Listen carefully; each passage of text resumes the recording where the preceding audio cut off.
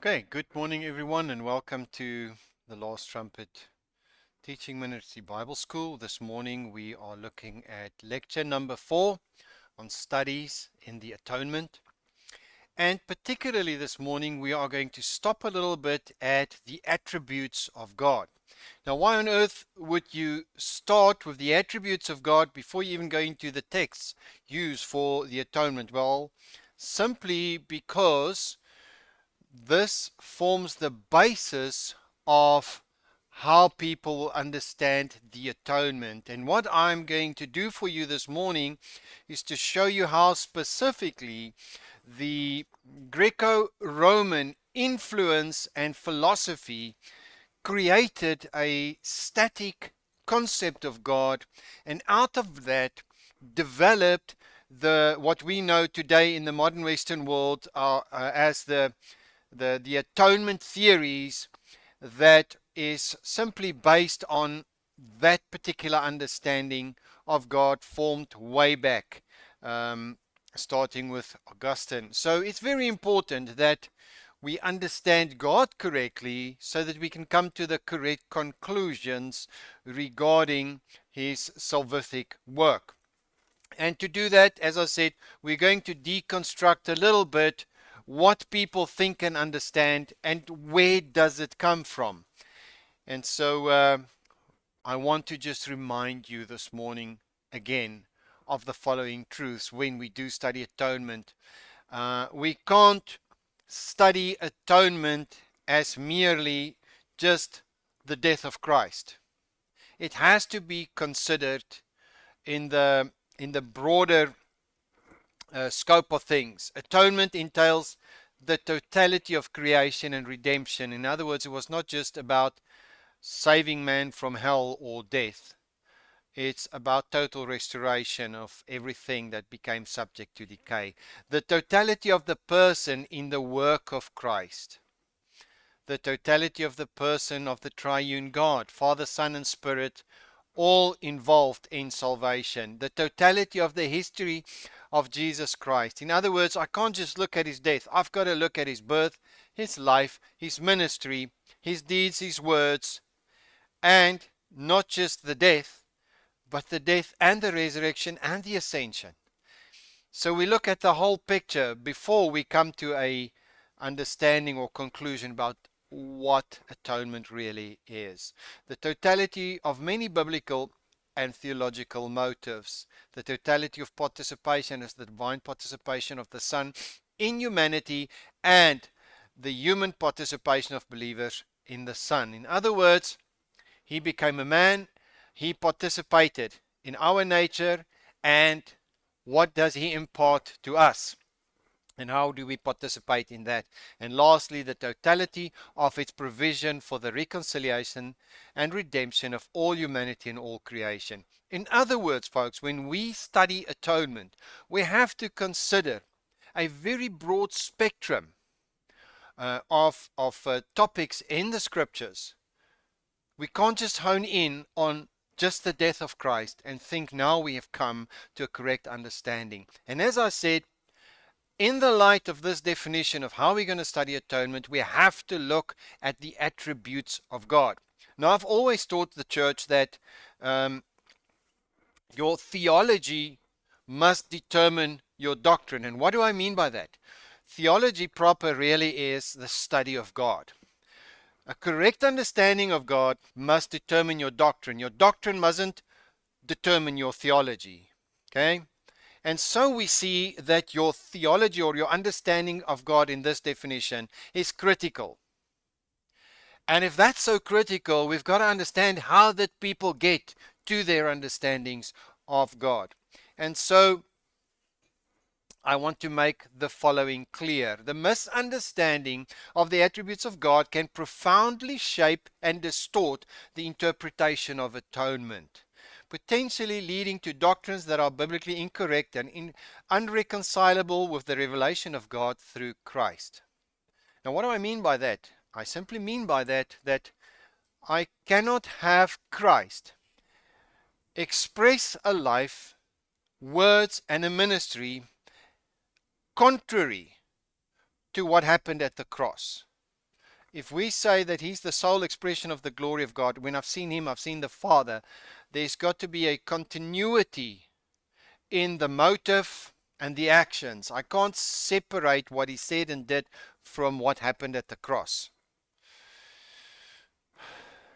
The Bible offers a consistent, multifaceted picture of God, and any misinterpretation or misrepresentation of God's nature and attributes can lead to theological errors that affect the understanding of how Christ's atonement functions. I think that's very important. And that's what we're going to look at this morning. And as I said to you, I want to look specifically at the Western Church and where did they get their theology. And I want to show you how that really differs from the biblical Hebraic understanding of the attributes of God. Christ's vicarious humanity, sacrificial death, resurrection, ascension, high priesthood, and second coming are efficacious with respect to atonement because all are grounded in the person and Son of God, who became for us, human for us. He is the ultimate revelation of God. So in other words, we are saying that the expression of God through Christ must synchronize with our understanding of the unseen God. There cannot be a disjunction there. It must be the expression of the same God with the same motives, and obviously the death and the resurrection must be a culmination of that same expression. It can't be something different. That's all I want to point out. Certain misunderstandings of God's attributes detached from Christ and from a Greco-Roman viewpoint, particularly his justice, holiness, love, and relational nature, leads to a misinterpretation of atonement. So I cannot emphasize enough how attributes, or the understanding of attributes, predetermine an understanding of atonement. Because what you'll discover out of the Greco-Roman philosophical worldview that influenced Christianity, certain doctrines developed that was not necessarily taught in the early church. And when I mean early church, I don't mean 1,100 years after Christ. I mean early church, first church. Okay? And I've tried to point out for you the development of certain theories over time in the previous sessions. So, let's see why the study is important. Well, first and foremost, we have to understand the historical and theological context. How did this attribute theory develop, and how does that impact the atonement? Further, the philosophical presuppositions and biblical interpretation. What you will discover with me this morning, when I just visit quickly, briefly, the different philosophical views and how those philosophical views led to theoretical construct of God. You'll understand why this is important. We have to think about it. And folks, listen, the purpose of this lecture is not to try and accuse people and make them stumble, but to challenge everyone to think. To think, where do we get these doctrines from? Is it biblically correct? Is it sound? Do I understand it correctly? Because what I'm going to point out for you this morning is that philosophy has caused the church, particularly in the West, to come to a conclusion of a static, immovable mover that necessarily leads to certain doctrines that will stifle you in your spirit. Okay? Further, we want to look at the doctrinal coherence and then contemporary theology. How did we get to where we are, and how does it all fit together over time? Then further, we want to see the practical implications for worship and spiritual life. If I have this particular view of God, what influence does it have on my understanding of the salvific work of Christ, and what influence does it have on how I then relate to God? Because one thing you will discover with a philosophical concept of God, which is very static, which everything is predetermined and no real free will, relationship in the way that you and I understand it is literally impossible. And then lastly, we have to be intellectually honest and have theological integrity. If we want to be truthful, we have to investigate this particular point before we even look at the proof text um, on the atonement. So again, I think with just those few pointers, it should be clear to you that your theology will determine your doctrines. In other words, it's essential for us to understand why people think about God the way they do. And again, I want to highlight, as I pointed out in the previous lecture, the Hebraic understanding of God, which I will do, God willing, in the next session, is filial, relational, dynamic, involved, covenantal, familial. It's a family. It's a completely different understanding. Plus, they did not come up with a preconceived idea of God and then trusted Him accordingly. You have to look at it from a biblical perspective. The Lord took His people through things. As they went through things, not being spared, He acted on their behalf and revealed something of Himself actively, dynamically, and relationally to them as they went through certain circumstances. Okay? So they got to know Him not by virtue of a philosophy or a preconceived concept, but by personal revelation in a relationship. So they did not have the liberty to think of God whatever they willed, but whatever He chose to reveal of Himself. Okay?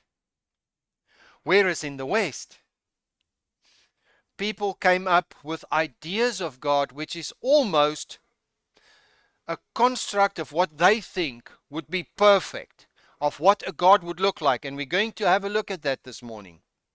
And then we'll see how out of a philosophical viewpoint they have a construct of God, and now afterwards the Christian West tries to connect scriptures to those concepts. Now, some of these concepts could be descriptive of something of God, but breaking Him up in some sort of a systematic theology with concepts has implications, and they are, as I will show you, very, very destructive. So just to begin, we are looking at the major influences on Western theology, and we can't avoid to mention Augustine of Hippo. Some say Augustine, some say Augustine, well, whatever you prefer. But Augustine of Hippo was the man who kicked it off for the church in the West. Because very interesting, he is acknowledged by many people as the major influence in both the Catholic and the Protestant church. Coming from Manichaeism, Mr. Augustine, basically was advised to read philosophy to understand the scriptures, and he's a key player in the importation of Greco-Roman ideas in the interpretation of the Bible. And we'll see how it developed from there and how the church sits today with this inheritance of a way of thinking which they do not necessarily deconstruct. Now, folks, just for your interest, there are many books that I've used, and you are very welcome to write to me. I'll give you the references. As I said, at the end of the series, I'll give you a list of all the books. But for now, the Hellenization of Christianity, the influence of Hellenistic thought on usage and interpretation of the New Testament, and then in Plato's Shadow is the other one. There are a number of very, very good books and very good lectures online available if you are interested to go and study it further. What I'm giving you is a very detailed summary, and all I'm trying to show you is that the way these men thought about God was not out of a biblical Hebrew perspective. but it was influenced by the day and the culture and the philosophy which they had. And this necessarily brought them to ideas of God which is not reconcilable with the Hebraic view. And I think that is the important point. So, for example, Augustine was influenced by primarily Neoplatonism. Now, there are a number of philosophical what will I call it? Lines of thought by different philosophers of the time, but the greatest influence on Augustine was Neoplatonism.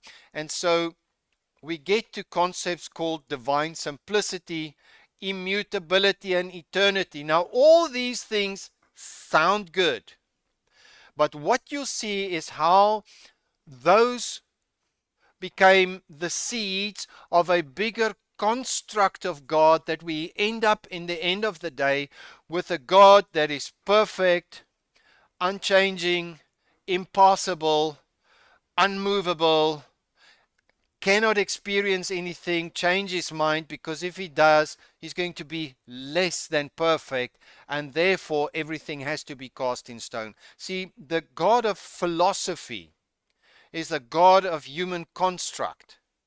He cannot be actively involved. He cannot change his mind. And so we hear from modern theologians with this philosophical concept of God, that man doesn't have a free will. Man is what he is, all predetermined by God. Everything is predetermined. Free will is an actual fact a delusion. And end of the day, everything happens the way that God wants it to happen because he predetermined it that way. This is a very, very contrary to Hebrew view of God. Definitely contrary. And I will show you that. So we see already here, starting with Augustine, there was an influence. I'm just a little bit later going to look at those attributes and how did they get to those attributes.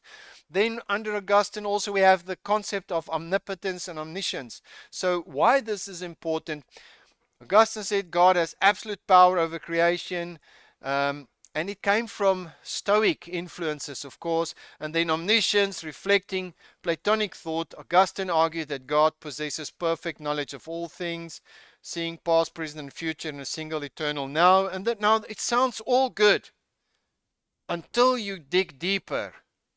And what later comes into view is that this omniscience is God knows everything because he predetermines everything, and nothing can change once he's predetermined it, and that's why he knows everything, and it's going to work exactly that way. So I don't know if that's real omniscience. Okay, because you only know it because you planned it ahead and you make it happen that way. With all due respect, folks, the idea is not to insult anybody's understanding, but to challenge you to think about these things. Where does it come from? It has a philosophical background. Again, I'm going to emphasize it and overemphasize it. People have a concept of God not as God revealed himself through the scriptures in a Hebraic viewpoint, but as they derive from a philosophical reasoning in their own minds. Okay?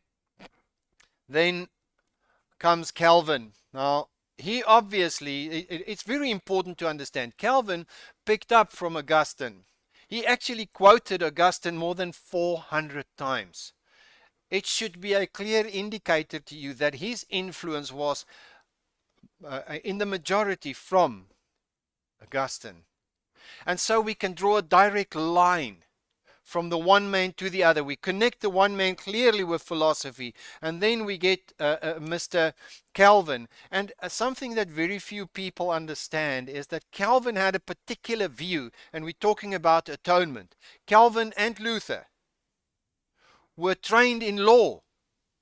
So it's almost inevitable that whatever they looked at it from their own background and from their own legal training.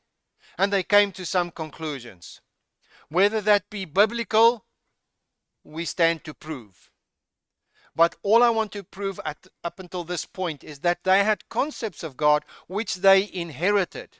You know, again, not to insult everyone or anyone. The truth is, folks, repetition of mistakes leads to perfection of errors. And so, if we don't question, we repeat something because all we do is we fall back on the fathers. Who did they fall back onto? Well, the next guy, or the guy before them, the guy before them who said they were right. Where did they get their thinking from? If I am to be a Berean and stand before the Lord, I want to know. I want to question, because ultimately I've got to put my faith and my full trust in this. And so we are deconstructing all of these thought patterns.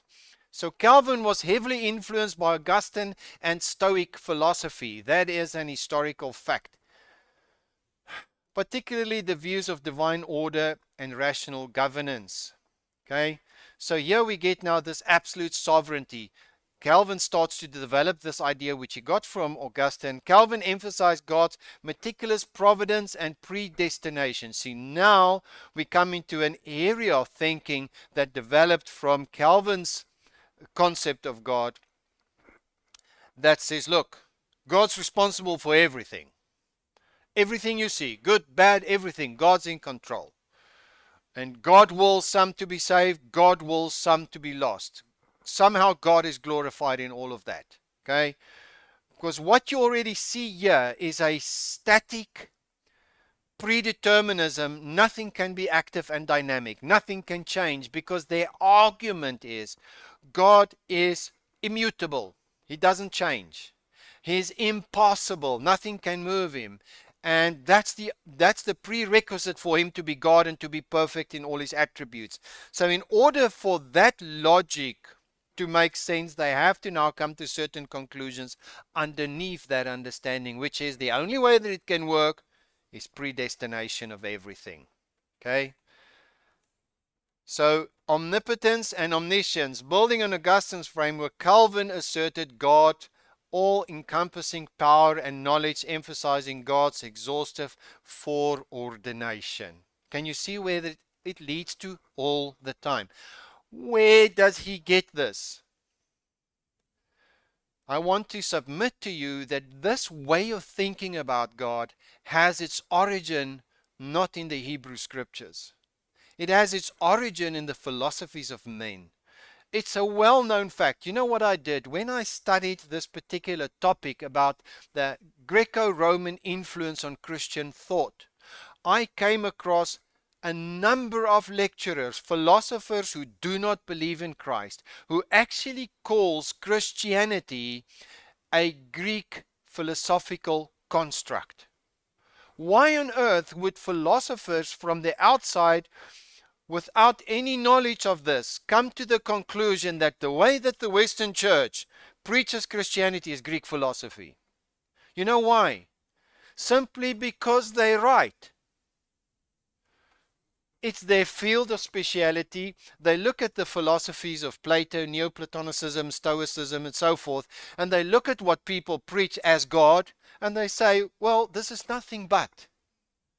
And if we deconstruct it, where do we get to? Well, there's a history. Looky here. You can go read it up. These are facts that everybody can go and research.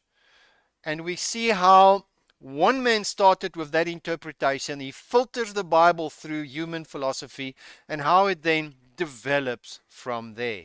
Going further, John Calvin also, influenced by Neoplatonism and Scholasticism, emphasized immutability and impassibility. Now this becomes interesting. Calvin maintained that God is unchanging, preserving the Neoplatonic view of divine simplicity. Unchanging. In other words, when the Bible says it repented God that he made man, the argument is, hey, God's unchanging. It's an anthropomorphism. God's just using human language here, and humans misinterpret it. He actually cannot change. He can't repent. He can't change at all, because he's immutable and impassible. Therefore, it's just human language to try and explain something, but all of that was predetermined. Can you see? It becomes a very complex, very confusing thing. How do you relate to that in a loving way? How do you relate to that in a relational way? You can relate to a mental construct by agreeing with it, but you can't stand in an intimate relationship with it. Do you folks see where the problem is? We are looking at atonement. What did the Lord do for us through Christ? That is determined by what do we think about God. And if I have a philosophical construct of God, which I inherited out of the Greco-Roman thought pattern, which came down the church and influenced the way Christians in the West think today, I am necessarily going to come to the wrong conclusion about what Christ did. It's for this simple reason and this big confusion that more than a year ago, a young man said to me, well, to me, it's retributive and restitutive. Yeah, because you don't understand who God is. It's because you bring in a philosophical view of God and don't consider it from an Hebraic view, because there's a world of difference and the conclusions are worlds apart. And that's what I want to make very clear. So the impossibility which was now introduced was, Calvin argued that God is not affected by emotions or suffering, aligning with classical theism, emphasis on divine perfection. You see, if God could be moved by human sorrow, if God could be moved by anything on our side, then he would change, right? Yes. I mean, really, why pray? You're very right. Why pray then? If God could be moved or touched by anything. So what do we end up with? Necessarily, we end up with a static concept of God. It's impossible, if you have these understandings, that there could be dynamic change. All you have left is to submit yourself to the inevitable, predestined, predetermined, absence of free will future that he determined for you. And if that's going to end up in the bad for you, then be thankful, because somehow it's glorifying him. As a matter of fact, this worldview, I've heard a man preach that it now pleases God to have people burn in hell and to have the saints look at them and rejoice and somehow give God glory for that. It has consequences. And the sad reality is, folks, ultimately you become like your God. Ultimately, you become what you behold. So a correct theology is critical when we want to understand anything. Further, we see now how this concept, philosophical concept of God, moved forward into Reformed theology. And we have now simplicity and immutability continued. They continued Augustine and Calvin's emphasis on divine simplicity and immutability, influenced by Neoplatonism and Scholasticism and Aristotelianism. Long words. Folks, I've done so much on this. I've got hundreds of pages of summaries. I've tried to condense it for you. There's so much evidence to these things that you and I just need to sit back and think, Lord, and ask, Lord, search me. Show me, where do I misunderstand? To be honest with you, I was taught at different theological seminaries. I studied at different places. And the sad reality is, 3 of the places where I studied have this as a course in the attributes of God. And so one would think that if everybody says this must be right. Until I started to study at other Bible colleges in Jerusalem. And I got to see how the Hebraic view of God differs from the Western view of God. And I had to realize I've also been hoodwinked. I misunderstood it in a big way. And that's why I'm a little bit militant about it, because the way I understood it led necessarily to a misrepresentation of what God did for us at the cross. For example, I was taught that wrath is an attribute. Now, if wrath is an attribute, it will never go away. It can never be appeased. It can only be buffered. And so the picture that follows necessarily out of a misunderstanding of that particularly is that I constantly have to have Christ as a buffer between me and the Father, otherwise his wrath would consume me. And then I learned from the Hebrew scriptures and from Hebrew commentaries, the Lord says, my anger is for a moment. And it's also not the type of anger and wrath that we see from a human standpoint. Ours is the anger of a man doesn't bring about the righteousness of God. It's not even the same thing. Okay? And so what I'm trying to show you is we have humanistic philosophical concepts of God that we impose, almost force onto our understandings. And for that reason, we end up with the wrong gospel. So let's go forward. I'm trying to show you that there was an influence, there's a history. There's a history of Greco-Roman thought in the church. And people don't search it out necessarily. Further, there's this idea of sovereignty and omniscience, emphasized God's absolute sovereignty and exhaustive foreknowledge, reinforcing Calvin's deterministic framework. There is a key word, deterministic framework.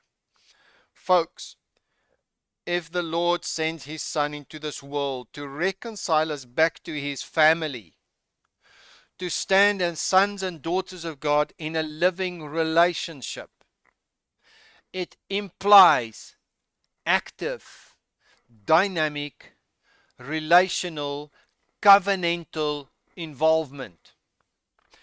It implies fellowship, but guess what? If everything is deterministic and static, how do you reconcile that? It's unfortunately irreconcilable, and that is a very important point to take note of. Now, I think what is important is that just in broad strokes to say, look, we had Plato's philosophy. So Plato's philosophy on Christian doctrine was specifically through Augustine. The concepts of divine immutability and divine simplicity were important legacies that he left. Then we had Aristotelian philosophy, which is something that imprinted itself on the doctrines that Calvin particularly promoted. The unmoved mover. Have you ever heard about that? The unmoved mover. Well, everything that happens is because of him, but you can't change him, you can't move him. The unmoved mover. It sort of says it all, right? And that comes from Aristotelian philosophy. So he's the first cause of all motion. He's the cause of evil, he's the cause of good, he's the cause of everything, but he himself cannot be moved, cannot be changed. It sort of ties in with this concept of immutability and impassibility. All these concepts hang together. They just have a slight other emphasis. So guys, can you see what I'm seeing? The consequence of this type of thinking. You see, currently in the church, in the Western church at least, there is a huge debate on this concept of a deterministic future and an unmovable, impassible God, or a God that's open and dynamic. And it basically comes down to the difference between Greco-Roman thinking and Hebraic thinking. We have to understand how that has an impact on how we relate to God. Can you see already with what I'm sharing with you, you start to think, it definitely has a huge impact on how I relate to God. And that's exactly the point I want to make. Okay? So we further have this divine omnipotence and omniscience, and it goes together. The divine aseity, self-existence and independence from creation. He's this being over and above creation, unchanging, perfect in all his ways. Nothing can touch him, nothing can move him. This makes for a transcendent God. but not one that's very personal and near to me and very involved. You see, it's for this reason that people who stick to this type of philosophical concept of God can discredit anyone who talks about the Spirit near and walking in the Spirit now. Because the one is agreement with concepts. The other one is relational. It's being in agreement with a person. And that's the big difference. And if we don't separate the two from one another, understand what we're dealing with, we're going to come to the wrong conclusions. Further, we had Stoic philosophy. All I'm trying to do now, I showed you that there's a definite line, and now I want to show you the different philosophers and what type of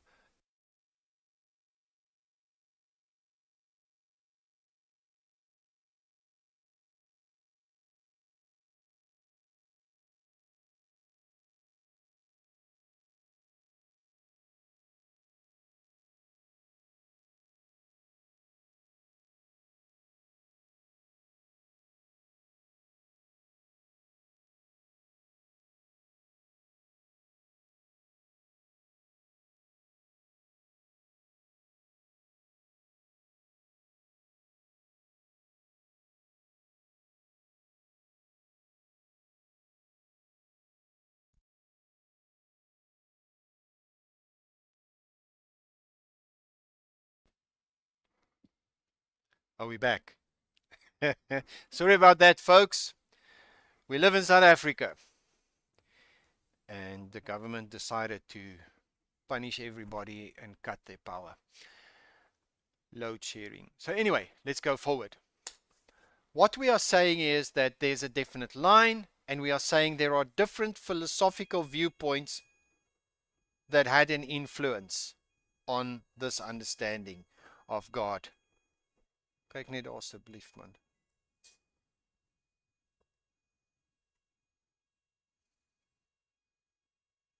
Sorry about that, folks. We have all kinds of alarms going off because of the power. So let's go forward. Then we also had the influence of Neoplatonic philosophy. Plotinus and his influence on Christian thought, divine transcendence and ineffability, which means what? The Neoplatonic emphasis on the ineffable nature of the one contributes to the Christian doctrine of divine transcendence, emphasizing that God is beyond all human categories and comprehension. You see, it sounds good. Of course we know God is far above any man and different from any man. But what is important is that it also has consequences, in the sense that from here comes the logical conclusion that God cannot be understood, and therefore it's very difficult to relate to him. Let's go further. Then we have influence from the Roman side, and from the Roman side we had this legalism in divine justice. So from the Greeks we had certain concepts, but now comes other concepts from the Romans. So as soon as they started to imprint their philosophy and worldview on the early church, they particularly laid the groundwork for this Roman jurisprudence. And from there, the Roman legal system emphasized justice, retribution, and the satisfaction of legal requirement. I want you to see that. Please. This whole concept of penal substitution didn't just fall out the air. It's not found in the Hebraic understanding, as I will show you from all the best scholars, for example, are the book of Leviticus and the early church commentaries. It comes from somewhere. Well, the whole concept of jurisprudence comes from the Roman view of the world. Plus, you add to that Calvin and Luther, who were both schooled in law, and it's a perfect match. They will come to certain conclusions, right? So let's look at it. The concept of God as a righteous judge who demands justice became central in Augustine's theology and was later formalized in Anselm's satisfaction theory and Reformation theology. Now, folks, we're just not trying to slap something onto someone. There is a history behind it. We are not saying that these people individually first started these concepts. No, but they were the consolidators of certain ideas and the propagators of it going forward. So divine justice and wrath was one of the things that came through very clearly. God's justice was understood in legal terms, emphasizing the necessity of punishment for sin. This contributed to the portrayal of God as a righteous judge whose justice is satisfied through Christ's sacrificial death. So there's not relationship. He's a judge, there's a guilty party, and he judges his son. So that is from a Western point of view. But we get God introduced from the Hebrew scriptures in a relational way, even a covenantal way, and walking with man. Okay?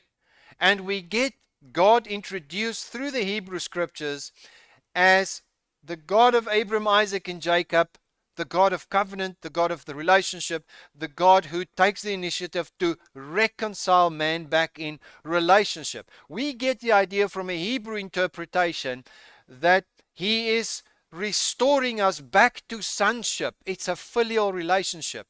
And you don't get that concept in the divine justice approach, because all that's happening here is you've got a judge, you've got justice that needs to be served, you've got judgment, you've got justice satisfied, and that is basically where it begins and ends. And it has its origin particularly out of a philosophical view that emphasized God as a judge. Now, we're not denying the fact that God will judge, but when? Was the cross a point where the judge sat? Or does the Bible tell us there comes a day at the end when everything will be judged?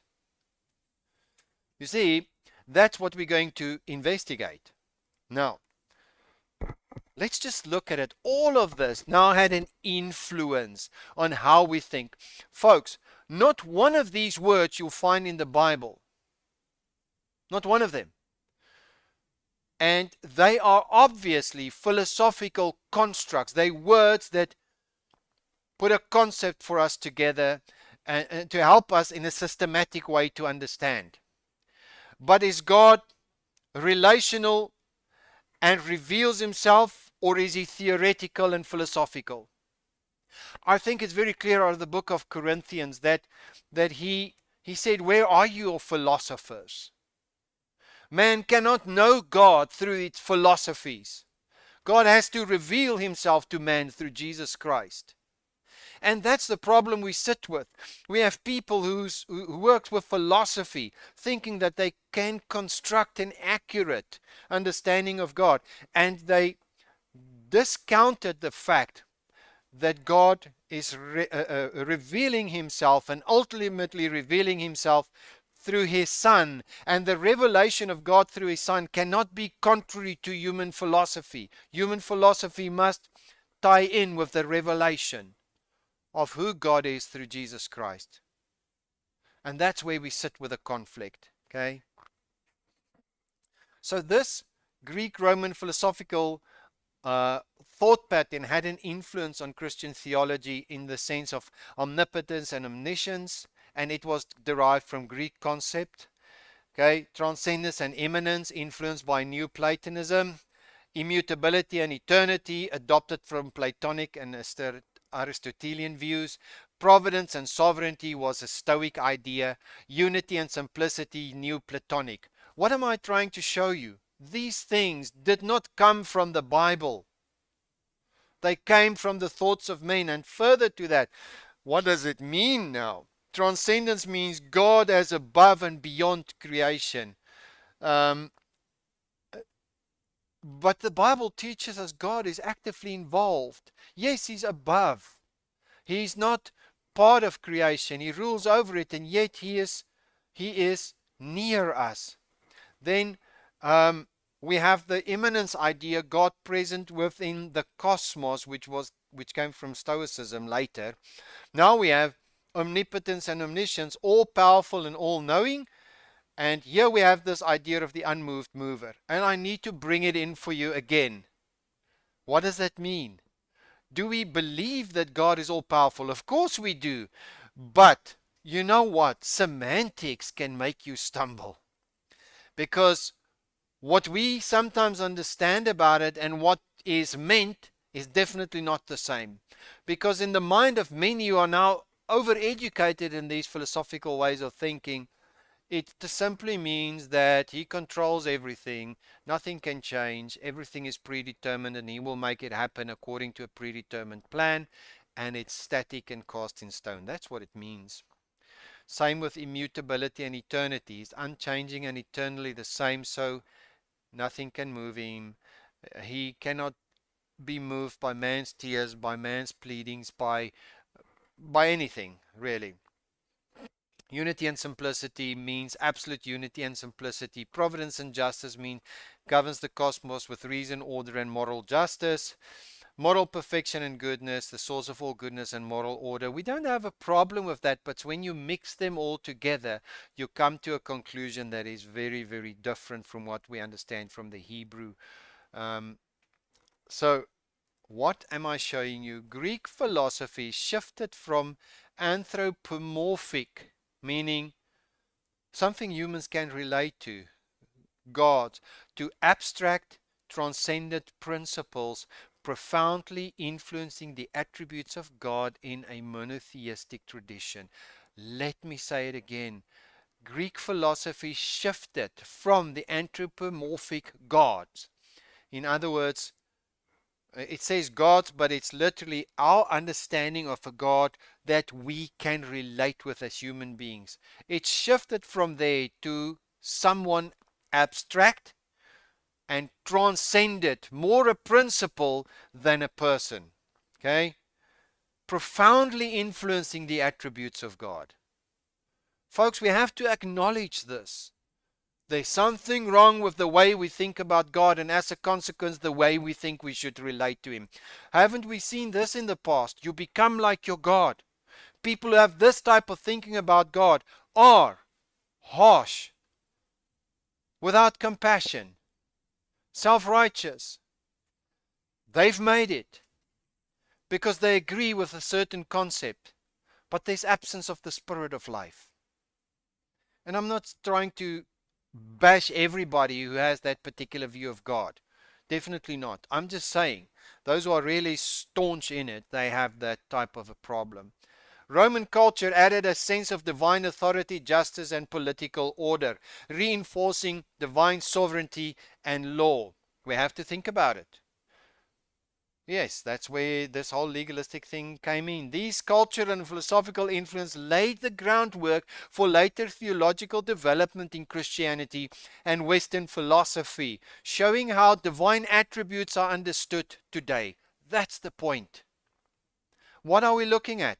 We're looking at the study of atonement, but we cannot begin with atonement unless we begin with God first.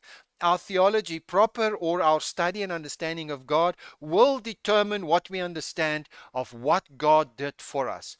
If I have this Greco-Roman view, I look at God as a divine judge and lawgiver, and He has to be satisfied.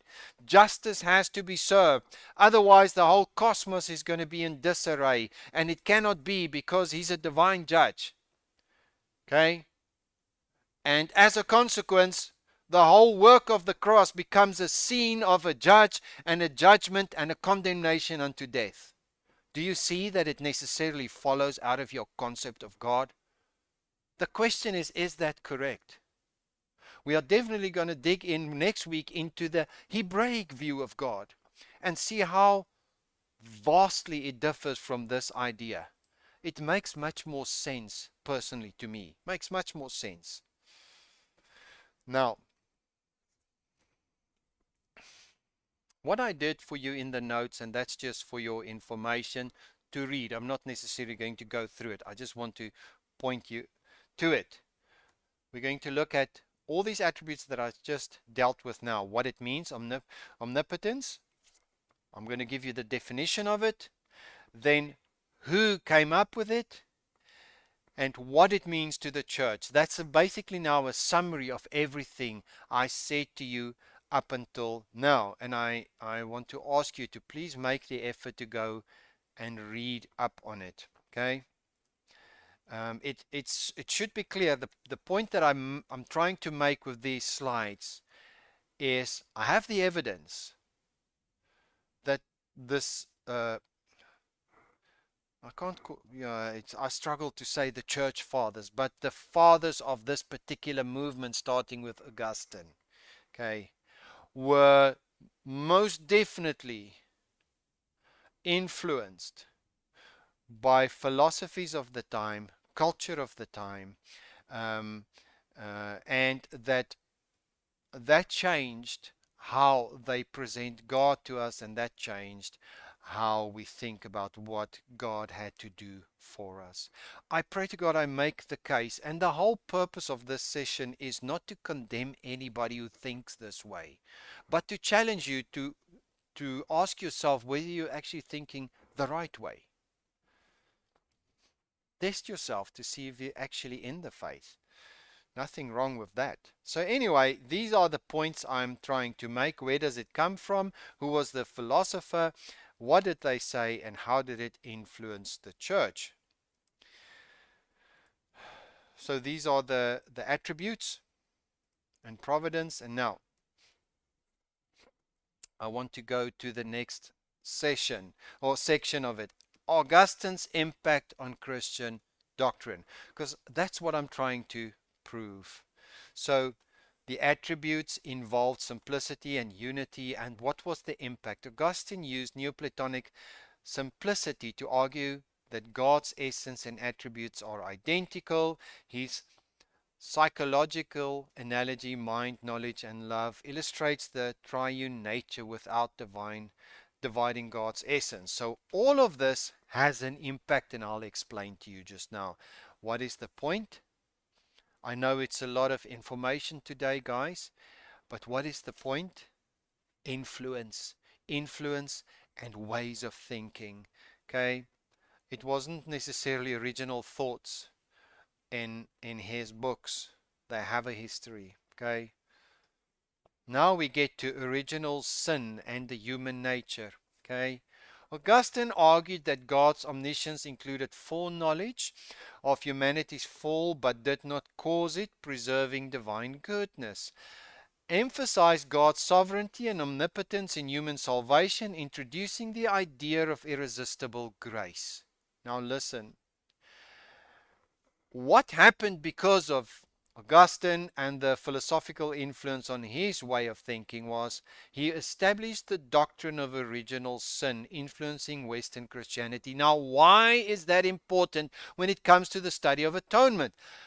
It is necessarily true that we are going to stop at that doctrine specifically, original sin, because there are a number of ways that people speak about original sin, but in the true meaning of the word, it's understood that man is totally morally depraved, does not have a free will, nothing good in man, he's born a sinner, and condemned as a sinner even as a baby. That is what is generally understood by this concept of original sin, so that people refer to vipers in diapers type of thing, and a baby being as guilty as an adult because of the fact that they're born sinners. Okay, that's a doctrine that was introduced by Augustine. Now, folks, why is that important? It is important because if Augustine was correct, it necessarily implies this double imputation at the atonement, meaning if man was a sinner, Christ has to become a sinner in that sense. So, following from their philosophical ideas to their doctrinal concepts that developed from their philosophy, it has an impact on the concept of atonement. By logic, it follows if original sin is true, then Christ must become another original sinner to reverse the curse. Can you see why it's important? I'm just trying to make the connections for you. So it's necessarily true that we have to stop at each one of these doctrines, investigate them properly. Does the Bible teach these things? I want to draw your attention to the fact that this doctrine was introduced by Augustine of Hippo, and it was later taken further by Calvin and Martin Luther. Anyway, let's go forward. Omnipotence, omniscience, and sovereignty. Again, Augustine taught that God, in his omniscience, predestined the elect to salvation, emphasizing unconditional election. Can you see what follows from concepts of God?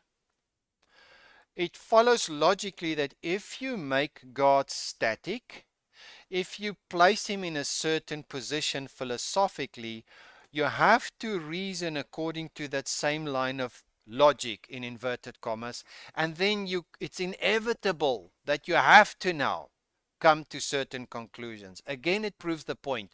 Your theology will determine your doctrine. Okay? So I'm not going to go through all of that in detail. I'm just trying to prove a point for you this morning, and I'm trying to excite you to go and search this out for yourselves. There are so many good books about this particular topic, and there are so many good lectures on it as well.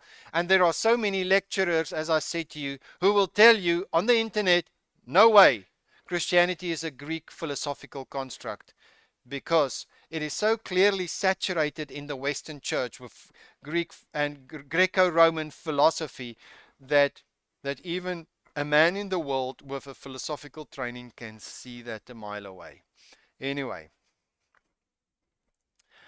Then we end up with the other ideas of God coming from philosophy: omnibenevolence and omnipotence. Augustine argued that evil is privation of good, not a created substance, preserving God's omnibenevolence. In other words, what is evil? It's not something that God created, it's just the absence of good. Okay? It comes from there. And in that way, God cannot be blamed for anything negative. And the problem that I find with these philosophies, depending on who promotes it, some would claim these attributes to say God's not responsible, and others would say, well, God's responsible for everything. And so I got a bit confused in between when I used to study these things way back. Fortunately, now I understand much better. But back then it was about as clear as mud. Anyway, let's go further. So Calvin's impact on the Christian doctrines came with this predestination and election. Attributes involved omniscience, sovereignty, and immutability. So what you see now, and this is what I'm trying to prove with these pages. First, we looked at the line. There's a definite line from one generation to the next that promoted these philosophical ideas and then filtered the Bible through it. Then there is the construct of certain ideas about God.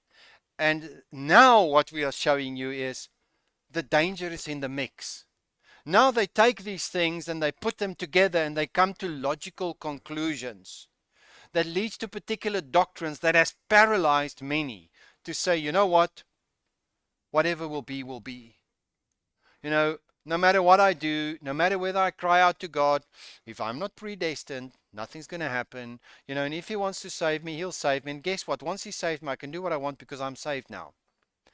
I mean, I've sat with people who actually claimed that. So I'm not just sucking it out of my thumb. So Calvin expanded Augustine's view by emphasizing double predestination. God predestinates some to salvation and others to damnation. It's rooted in God's immutable will and eternal decree. So these things become very interesting, and people will fight to defend this view of God. Okay? And what we find, folks, what I found previously in the series on atonement was literally a clash between people who have this concept of God without knowing where they got their concept, and people with an Hebraic concept of God. It will always clash.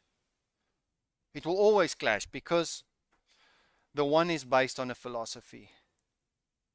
So here it is. Historical influence formed the basis. This formed the basis of Reformed theology and the 5 points of Calvin. And it influenced the Synod of Dort, opposing Arminianism.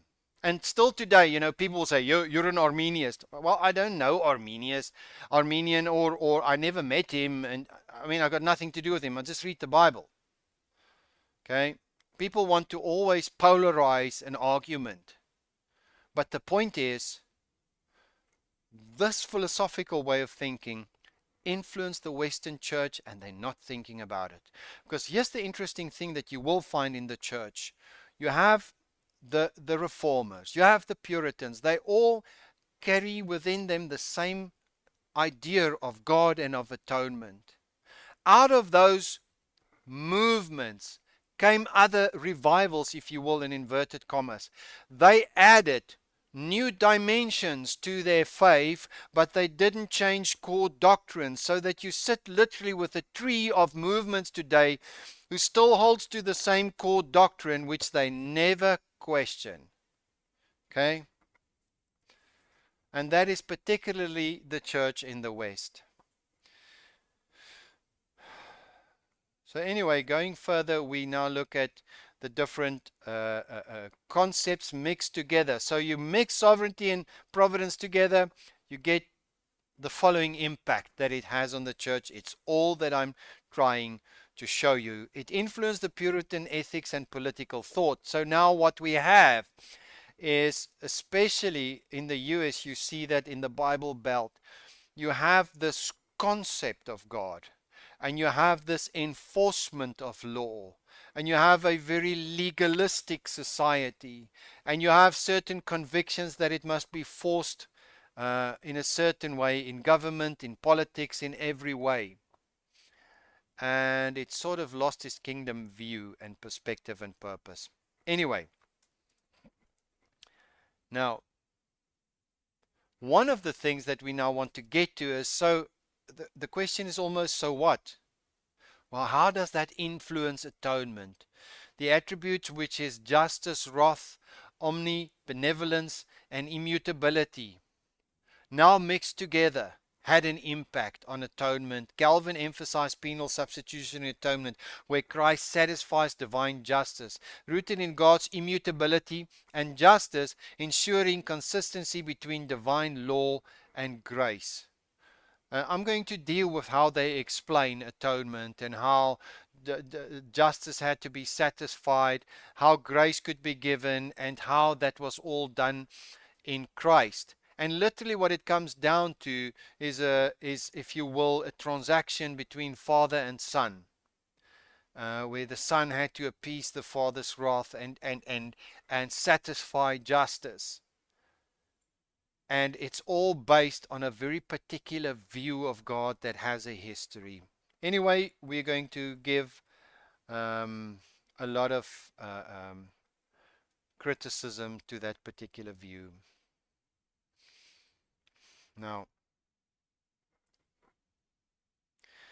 I'm not going to go through everything in detail, but here is what I want to show you. In conclusion, the static God.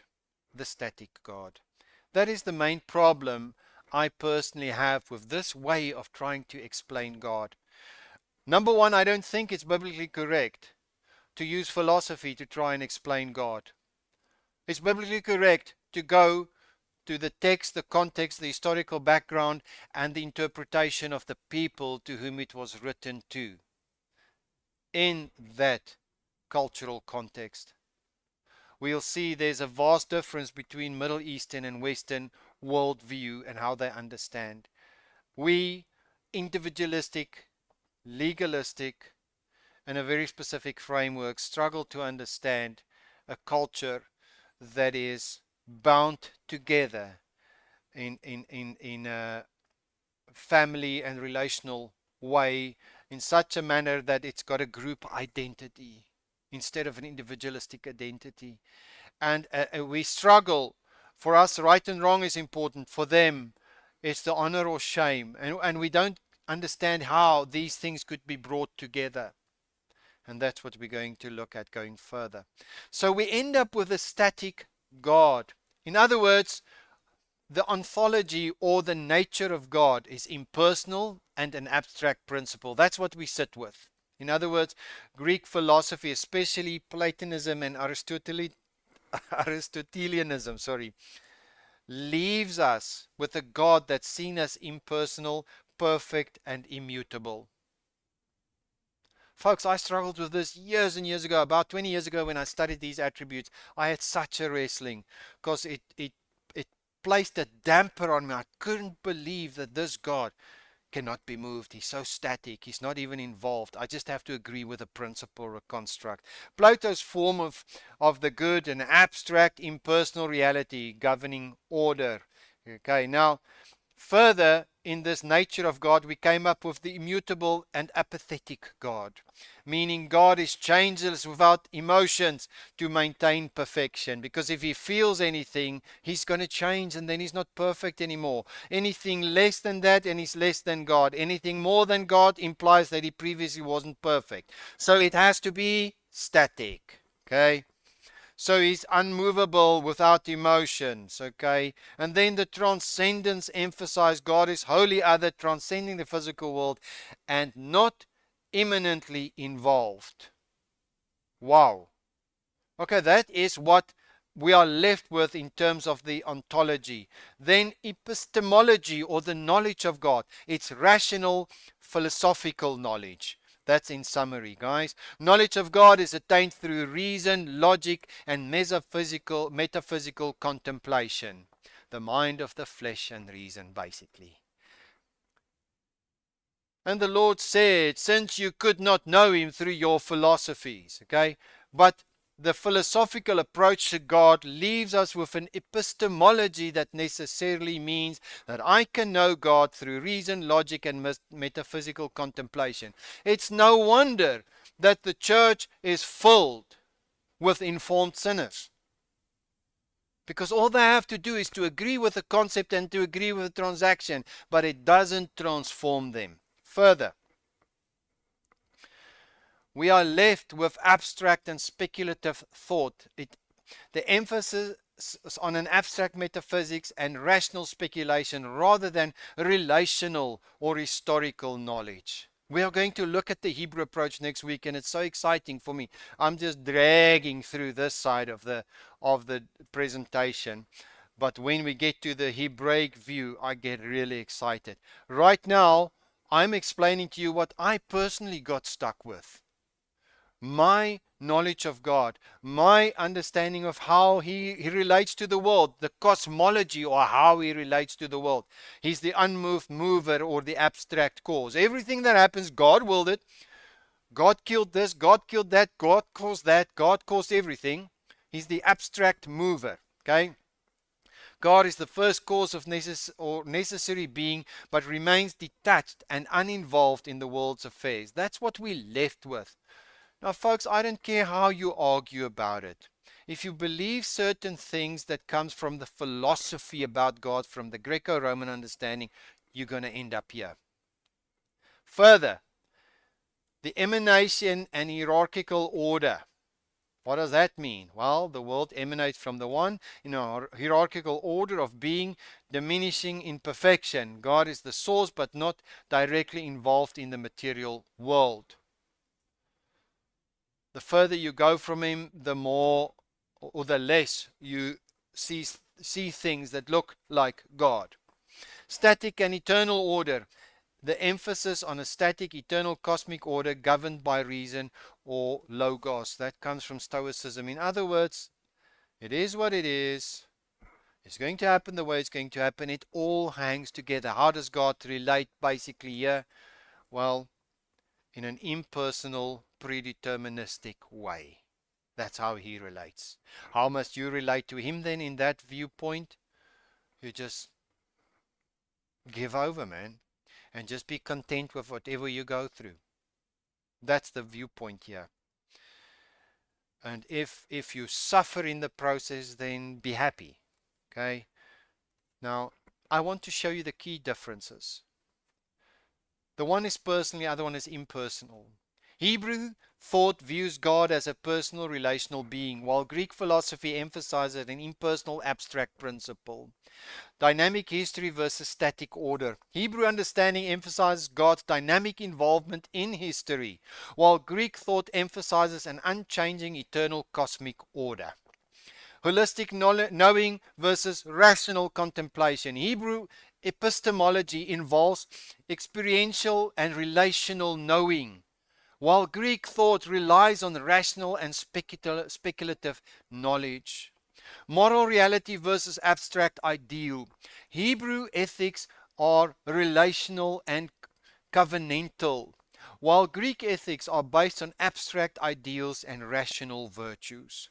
Folks, if you put these next to each other, it becomes so clear to you that we have to acknowledge it and see how it influenced our thinking of God, because that's going to determine our thinking of atonement. So I've spent a bit of time on boring you with a little bit of understanding around the impact of philosophy, but it's necessary. If we don't deconstruct this, if we can't acknowledge this, and we don't acknowledge its impact, I can tell you it's a fruitless exercise to look at atonement from a correct biblical view, because this stays the stumbling block.